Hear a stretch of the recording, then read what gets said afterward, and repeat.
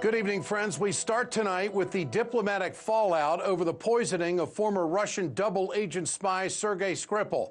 The United States has taken decisive action siding with the United Kingdom. The Trump administration announced a major retaliation against Russia, including the expulsion of 60 Russian diplomats and closing the Seattle consulate. Meanwhile, Theresa May, Prime Minister, says that 18 countries around the world have expelled over 100 Russian diplomats. Anya Parampil has the story tonight. The Trump administration escalated its diplomatic row with Russia today, expelling 60 Russian diplomats and announcing the closure of a Russian consulate. As many of you saw, the president ordered the expulsion of dozens of Russian intelligence officers and the closure of the Russian consulate in Seattle. This action is a response to Russia's use of a military-grade chemical weapon in the United Kingdom and was taken in conjunction with our allies and partners around the world.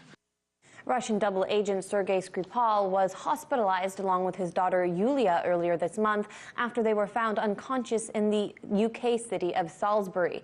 UK Prime Minister Theresa May claimed a nerve agent known as Novichok was used for the attack, with the UK determining it was, quote, highly likely the Russian government was responsible.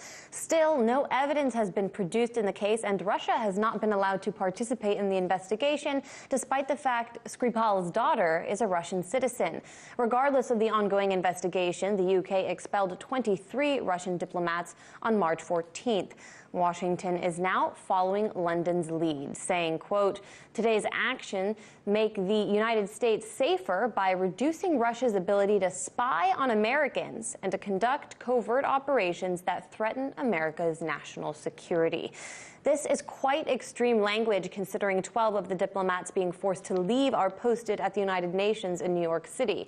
It should be emphasized here the Trump administration is essentially accusing Russian diplomatic staff of engaging in espionage activities without evidence, and all in retaliation for a case in which no evidence incriminating the Kremlin has been brought to light. Russia's ambassador to the United States spoke with reporters following a meeting at the State Department this morning. Here's what Ambassador Anatoly Antonov says he told his American counterparts about their decision. I mentioned in my statement in State Department that I consider these actions counterproductive. I said that the United States did a very bad step, undercutting a little what we still have in Russian-American relations.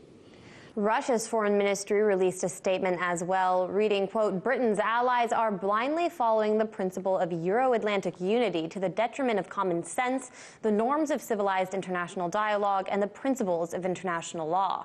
It goes without saying that this unfriendly act by this group of countries will not go without notice, and we will react to it. The expelled individuals now have 7 days to leave the United States, and Ambassador Antonov says the Seattle consulate must be closed by March 30th. In Washington, Anya Parampil, RT.